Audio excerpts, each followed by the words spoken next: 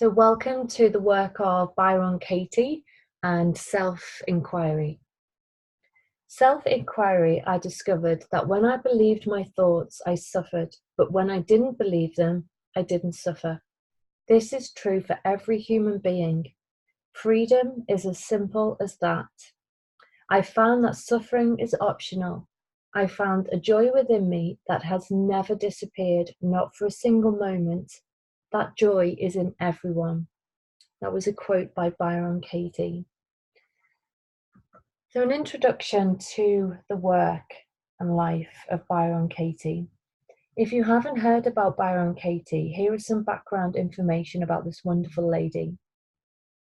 In the midst of an ordinary American life, 2 marriages, 3 children, and a very successful career, Byron Katie entered into a 10-year-long downward spiral. This awful spiral would lead to depression, agoraphobia, self-loathing, self-hate, suicidal despair. And as most of us do when we find that depression, we numb ourselves out. Byron Katie drank alcohol to excess. Her husband bought her pints of ice cream and codeine pills that she said she ate like candy. She became so ill and ended up weighing over 200 pounds. Every day she prayed to not wake up. Her only reason for living was that of her children. They were her only reason that she did not commit suicide. She was unable to leave the house. She stayed in her bedroom for days at a time, unable to shower, even sometimes unable to get out of bed and brush her teeth. And finally, in February 1986, when she was 43, she checked herself into a rehabilitation centre for women with eating disorders. This was the only facility that her insurance company would pay for. Then, serendipitously, one morning, Katie had a life-changing experience. She lay on the floor. She didn't feel worthy enough to sleep in a bed, and a cockroach crawled across her ankle and down her foot. She opened her eyes. All of her fear and depression and all of the things that had been tormenting her were gone. Just like that. Katie said, while I was lying on the floor, I understood. When I was asleep, prior to the cockroach crawling across my foot, prior to any thoughts, prior to any world there was nothing. In that magical moment, 4 questions were born. She felt intoxicated with joy, and the joy persisted for hours, days, and years. When Byron Katie returned from the halfway house, word spread around her town. People found themselves magnetically attracted to her and her sense of freedom. Many people came to see her, and she became convinced that what they needed was not her personal presence, but a way to discover what she had. It was then she realized her life's work and called this the work, which is an embodiment of the questioning that had woken her up. She lived and tested it. Then she had to formulate it. Byron Katie's simple yet profound method of self-inquiring is amazing, life-changing work.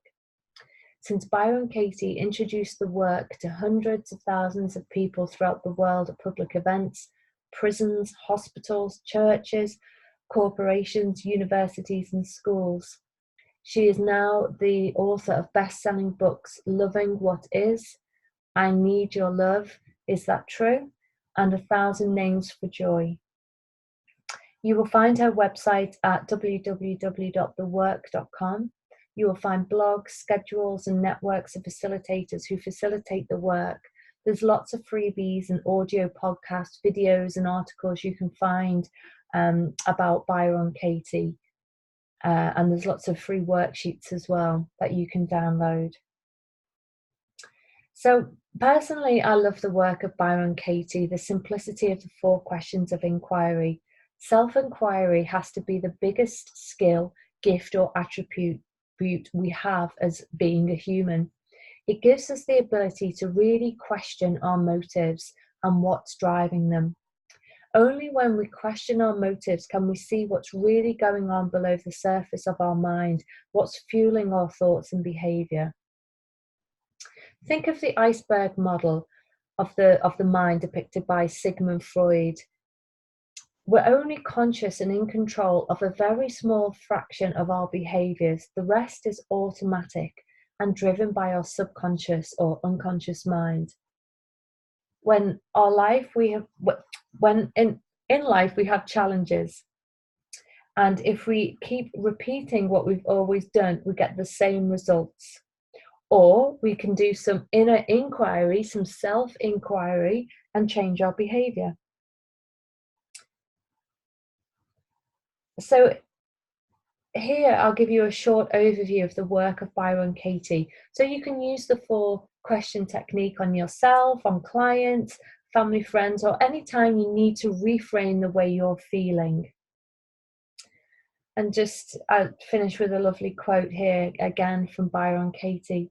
I discovered that when I believed my thoughts, I suffered, but when I didn't believe them, I didn't suffer. And that's true for every human being. Freedom is as simple as that. So we can choose to believe our thoughts, or we can choose not to believe our thoughts and reframe our thinking. So here's a summary of her inquiry technique. All the suffering that goes on inside our minds is not reality, says Byron Katie. It's just a story we torture ourselves with. She has a simple, completely replicable system for freeing ourselves of the thoughts that make us suffer. All war begins on paper, she explains. Write down your stressful thoughts and then ask yourself the following 4 questions. So think about something now that's challenging, that's stressful, or even a belief or a limiting belief that you have right now.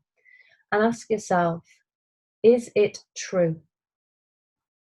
And then ask yourself, can you absolutely know it's true? And then ask yourself, how do you react when you believe the thought? What happens when you believe the thought? How do you react? And the final question, who would you be without that thought?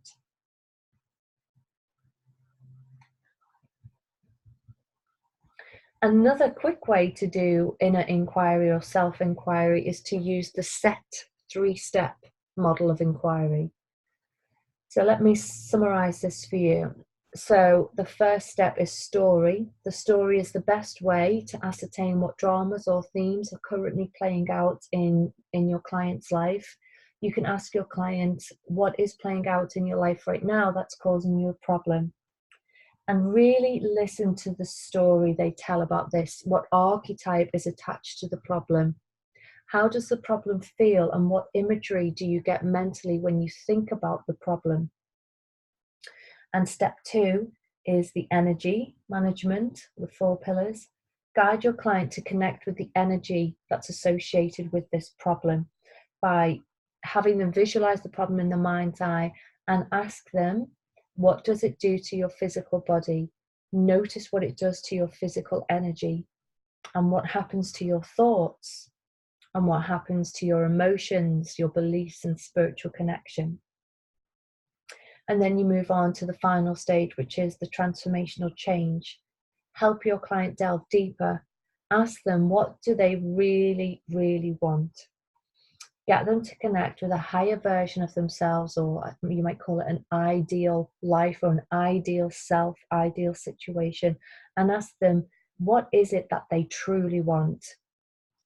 What story is unfolding for them as they tune into their ideal life? How can they be empowered? And what does being truly aligned to their soul look like to them? By connecting them to their true self or higher self, or whatever you wish to call it, how does it now feel for them to be in that position of full empowerment? Ask them to take another look at their energy. Have a look at their physical body now when they're in this higher state.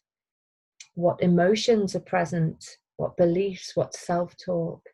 and how connected do they feel to themselves, to others, and to their goals. And then you might ask questions such as, what new empowering thoughts or beliefs do you need to adopt to go forward, to connect even further with this ideal life and to live it? And what new inner dialogue can you start to embody every day? And tell me more about the change in perception, what's happening in your life when you're living this ideal life. Ask them to describe the vision that they're now holding in their mind's eye. So there are a couple of activities for you to do. So go to the materials section, download them, and enjoy.